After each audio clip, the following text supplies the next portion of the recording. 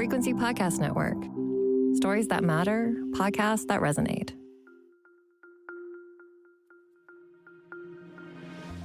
The holiday break is over for our MPs. Parliament reconvenes today. The latest from Minneapolis, and the historic weather continuing to impact much of North America. Hi, I'm Virjesh Dave. This is Big Headlines, everything you need to know to be in the know in just 5 minutes. Affordability and defending Canada, two themes emerging as MPs return from a 6-week winter break in Ottawa. This morning, Prime Minister Mark Carney, speaking in a grocery store, announced a new plan with the aims of making life a little more affordable. Carney announced a new Canada Groceries and Essentials benefit. He says a 25% increase to the GST credit and a one-time payment this year means the average family of 4 will see roughly $800 more in their pockets. In questions from the media today, the PM also mounted a passionate defense of Canada's military after comments from U.S. President Donald Trump that non-U.S. NATO troops didn't get involved on the front lines in Afghanistan. 158 of those soldiers paid the ultimate sacrifice. One of our diplomats paid the ultimate sacrifice. Thousands more were injured.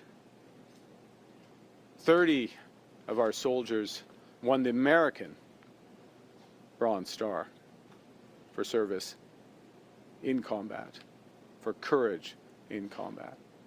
It's an extraordinary contribution for liberty, for freedom, for human rights, defending the United States, defending Canadian values. Everyone should recognize that. All Canadians are in their debt. There's also a new poll out which finds the Liberals are widening their lead over the Conservatives. The Liaison Strategies survey says among decided voters, the Liberals have 42% support, the Conservatives have 34%, and the NDP have 10%. It also shows the Prime Minister's approval rating has climbed. This comes as Carney prepares to meet with Ontario Premier Doug Ford later today. The fallout continues after the second fatal shooting of a U.S. citizen in Minneapolis. The New York Times publishing a moment-by-moment account of video evidence of the death of Alex Preddy on Saturday, which seemingly contradicts the account of what happened from the Department of Homeland Security. Corporate America is also starting to speak up, trying to de-escalate the violence on the streets, with more than 60 CEOs of Minnesota-based companies signing an open letter calling for moves to reduce the tension. They include companies like Best Buy, General Mills, and 3M.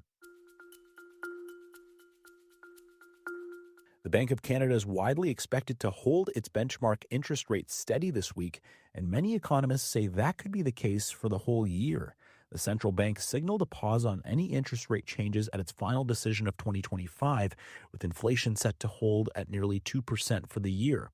CIBC chief economist Avery Schenfeld says, like last year, U.S. tariffs will remain the biggest risk for the central bank to watch in 2026. Trade by far is still the biggest cloud on the horizon, and the one that might end up compelling the Bank of Canada to get off of its stand-pat stance and actually ease more if the trade barriers worsen. The Bank of Canada's policy rate stands at 2.25% to start the year after 4 quarter-point cuts in 2025.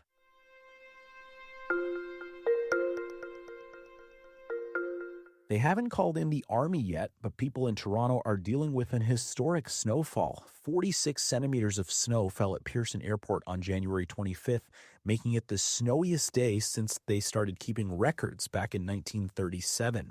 The United States is also grappling with severe winter weather, leaving hundreds of thousands of people without power in the extreme cold. The storm is spanning from Texas to the Northeast, bringing ice and snow. Schools have been canceled or moved to remote learning, and flight disruptions continue to climb, with Sunday marking the most cancellations since the pandemic. Widespread power outages have also been reported in Nashville, and officials in Louisiana confirmed 2 men died of hypothermia. In New York City, Mayor Zohran Mamdani says there are thousands of sanitation workers out on city streets, and plows are clearing roadways. Really encourage you to stay home. Staying home is the safest thing you can do. It's the best thing for our city workers. At least 20 different states have declared a state of emergency. Weather officials say many will experience the lingering effect for days and even weeks as the cold temperatures stick around across North America.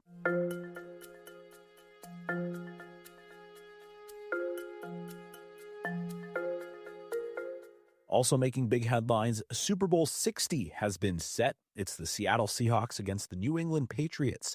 Football fans are reacting, one writing on social media that this will be the most boring Super Bowl ever, but there are some who are celebrating.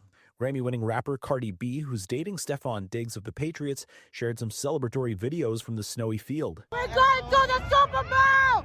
Let's go! Take it to New England! Bad Bunny will perform at the halftime show set for February 8th from Santa Clara, California.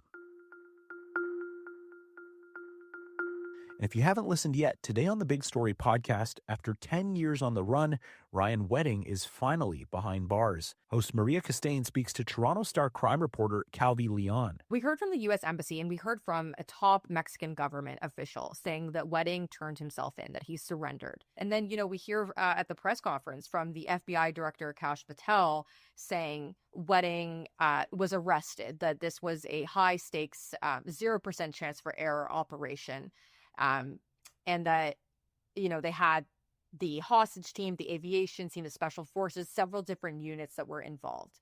And so we sort of get conflicting reports. So it seems at first, but really these two things can be true at the same time. I think people are sort of getting stuck on this idea that, Wedding surrendered himself. He just walked right into the U.S. Embassy. He could have been surrounded. They could have had eyes on him, and he could have come out and just not resisted. And that could be him surrendering himself. You can listen to the full episode wherever you get your podcasts. Well, now you're in the know. Thank you for listening to Big Headlines. Make sure you follow, share, and review Big Headlines. Enrica Amaturo is our lead producer. I'm Virjesh Dave. Have an amazing day. We'll talk to you tomorrow.